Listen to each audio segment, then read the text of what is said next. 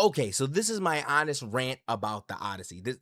Whatever, okay? I'm ranting about the Odyssey, okay? I'm gonna give it between a 7 and an 8, all right? I could maybe see it going a little bit above 8, but no. That the reason I give it that, right? I think it was a fantastic movie. I'm a huge Christopher Nolan fan, okay? I've seen a majority of the films that he's produced. Obviously, I've seen all the Dark Knight trilogy. I say that obviously because you could probably see the bat symbol right there. I've seen Inception. I've seen Interstellar. You know, I've his worst one so far has been Tenet, but this one was a little different. Okay, this one you're doing an adaptation of Homer's The Odyssey. Obviously, Homer's not the one that. Why do I keep saying obviously? Homer's not the one that wrote it. It was a verbal story of Odysseus, and when you do that, when you give an interpretation of a movie like that, I want to see what he has, what he's going to tell. He changed some things for the better, some things for the worst. Here's why I give him points off. One thing that he changed that I personally didn't like was when Odysseus went to the island with the Cyclops, right? He goes to the island in the original story. He stabs the eye out, bada bing, bada boom. He says his name is nobody. The Cyclops then goes to tell his friends, and they go, what happened? What happened? What happened to your eye? He stabbed it out. He stabbed it out. Who stabbed it out? Who stabbed it out? Nobody. And that's all he can say because Odysseus introduced himself as nobody. It became an integral part of the story because later on, when Odysseus gets back on the ship, he's so cocky and arrogant in himself that he yells out to the Cyclops, "Hey, just so you know, I'm the one who did it, not nobody, Odysseus." And that's what lets his dad, the Cyclops' dad, know, Poseidon, know to kill them.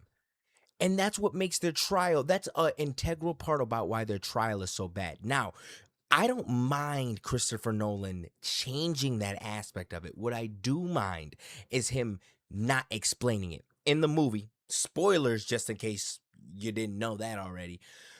In the movie that we just saw, he stabs the eye out. He doesn't introduce himself as nobody. The freaking screaming was so dang loud that I couldn't hear anything else from the freaking Cyclops.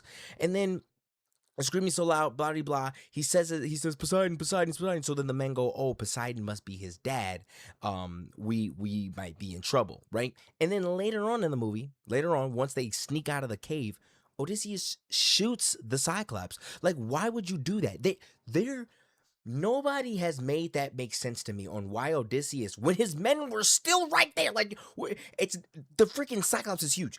Everybody's still in arm's reach of the Cyclops, but Odysseus decides, let me shoot this guy with an arrow. That would be like you in our normal day life throwing a rock at a freaking giant. Why would you do that? Or throwing a pebble at a freaking 6'3" monster. Why? Obviously, he was longer, taller than the 6'3", but I just that didn't make any sense to me. And so then he chases them down to the water. Odysseus gets in the boat and leaves, and they lose two men. I would be pissed at Odysseus. Why did you do that? There was no point of you doing that. And now Poseidon's trying to kill, and maybe, and I'll rewatch the movie again. Maybe they wanted to take the Poseidon trying to kill him aspect out of the movie, as make it not as big of a thing like they did in the book. Maybe that was Christopher Nolan's goal, but I felt like that nobody scene was such an important part of the story, and it played into why a lot of the reason why Odysseus just couldn't get home, him and his men. I thought that was real. I thought that was really important because then later on, when he goes to the sun god, why is the sun god creating storms to kill the rest of the men? Shouldn't that be Poseidon? Yes, I know in the story that they ate the cows and stuff, but I felt like we didn't talk a lot about Poseidon. How did Poseidon know that they're the ones that stabbed out the eye? He never said his name. It doesn't make any sense. So that's a huge reason why I took a point off of this movie. Another reason why I took a point off of it. Tom Holland, I don't think you're ever going to watch this, but just in case you do, I think the other actors in the movie were better than Tom Holland. And I don't think that Tom Holland necessarily took me out, but I didn't like that casting choice. I personally believe that Timothy Chalamet could have played that role better. Tom Holland is a great actor. 100% he's a great actor. You give him a good script, he's going to make it a good movie. You give him a great script, he'll make it a great movie. Do you hear what I'm saying? Matt Damon, you can give a good script, and he's going to make it a great movie. You give another act, Scarlett Johansson, a good script, and she'll make it a great movie. Leonardo DiCaprio, good script, make it a great movie. Now that we've seen Michael B. Jordan, good script, great movie. He has the potential or an ability to do that. Tom Holland is going to give you what you write, and I believe we saw that with this movie. Christopher Nolan writes complex movies. We all know this. I've listed a numerous amounts of movies before I went through this. Whatever. Tom Holland is playing the role as the script says, and I believe the other actors are playing the role up. They're doing their job. They're drawing you in as an actor. Where's this coming from, Tyler? Why should I listen to your opinion? I freaking studied musical theater and studied acting at Michigan State University, so I know what I'm talking about. They draw you in with their acting. They draw you in with how they're portraying these characters that as soon as you see Matt Damon, you're like, oh, that's Matt Damon. But as the movie goes on, they begin to blur the lines between Matt Damon and Odysseus. Tom Holland, every time I saw him, I just kept thinking that's Tom Holland. So those are kind of my main points on why I take down from the movie. Now, some great things about the movie. Christopher Nolan uses practical effects. I do believe that most movies should use practical effects because I think that's what makes movies great.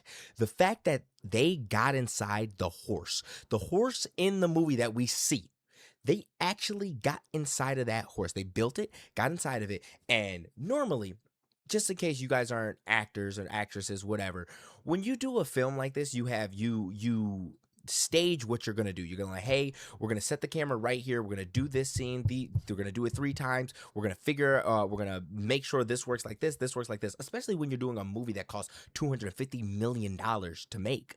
But Christopher Nolan, they create that horse. Like, okay, well, what are we gonna do inside of it? We're gonna figure it out. That's what I like about Christopher Nolan. We're going to figure it out because this movie is a war. It's not something that's scripted. So we're not going to have it scripted. The scene is going to be something you're going to have to figure out. And you can watch Matt Damon's interview. I wish I could include it in here, but I can't edit. Matt Damon's interview with John Bernthal, or with, I think, News Magazine, whatever, and how he explained that John Bernthal was in the Mediterranean Sea and he was in that freezing ice water, and they had to make it look like it was warm. He like the amount of suffering, they didn't romanticize that scene. They actually brought it to life and showed you how strenuous it was. They were think about it, dude. They were in that horse for like what, 3 days? I think a day and a half, because the night they raided it, but they had to be ready and they had to be quiet. Some of them got stabbed. They're freaking taking ugh, they're pissing or shitting everywhere, and they have to make sure that they're silent so that when the horses come and they drag them into the city, they can actually do something. And another thing that I like is they retold Zeus's law about how he felt guilty that he brought a horse into there. Zeus's law, they took the favor and then they murdered them. And it's a story about guilt. I really like the way that he portrayed that. So that's what's bringing the movie up to like that 8 standard. That's amazing. That's really good storytelling. That's fantastic storytelling. Christopher Nolan, honestly, if he doesn't get an Oscar for this, I don't know what will win him an Oscar. That's fantastic. But like I said, those are the 2 points that I take away. I'm going to rank your movie as you give it to me. Pause. The Odyssey is a story that has been told several different times, and you're doing your version of the Odyssey, which means you have to go off of the original story. You do. You have to base what you do off the original story. It's just like when you make a Batman comic book movie, you base it off of the original story. Obviously, Christopher Nolan is a perfect example. He made the Batman, the Dark Knight trilogy. That is not 100% comic book accurate. I don't remember there being a Rachel Dawson in any of the comic books. They created that character for the movie. I don't remember Ra's al Ghul working with Scarecrow, making the fear toxin. No, but you do your own adaptation by taking the content and creating something amazing. A bad example would be what Zack Snyder did when he freaking created Batman versus Superman. Batman versus Superman, you have Batman murdering people and you have Superman being dark and twisted. That's not their characters at all. That's what you did with those characters, and you rechanged the story too much. And I believe that's kind of what Christopher Nolan did just in that one scene with the Cyclops. I feel like he changed the story a little too much for that one scene, just for my personal taste or liking. And like I said, this is all obviously just my rant about the movie. This doesn't have to be what you guys believe. I'm just telling you how I feel about it. Um, there's a lot of fantastic acting choices in there. At first I didn't like Travis Scott being in the movie. I'll be honest, I hated Travis Scott being in the movie. I don't like Travis Scott just in general. I think he can be a little douchey. But when you realize that he was playing a bard, and you know what bards do, they're storytellers. They have to memorize the story. None of this was written down. They memorize the story and pass it down, pass it down, pass it down, pass it down, pass it down, pass it down. So when you take a rapper in our day and age, someone who is kind of a storyteller, and is just known as this famous person, and you put him in a role like that, I feel like it plays very well. Now, with that being said, right, that was great casting. I felt like Tom Holland's character should have been a nobody. We should have had him play by a nobody. And here's why.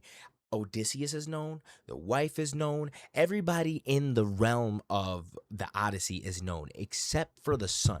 Having him play by a nobody, I think, could have portrayed that way better. Could have portrayed Tom Holland being or Tom Holland's character being frustrated, his wanting to be stronger, his longing for his father that he never met, and his belief that nobody takes him seriously. Yeah, why would you take him seriously? Us as an audience would not take a no-name actor in that role seriously because we don't know who you are. So, yeah, I mean, I can't think of anything else that besides that, going back to that Cyclops again, that being a puppet. That's a that's crazy work. Them actually finding a giant cave and filming in there, just wow. So Christopher Nolan has my gratitude for that. But yeah, that's I hope you guys enjoy my rant. That's my rant. Hey, if you guys like these, I will gladly do more rants about movies. I'm a very big advocate for movies. I love a lot of movies. I love going to see movies, and I just figured I should give you my rant. So, bada bing, bada boom.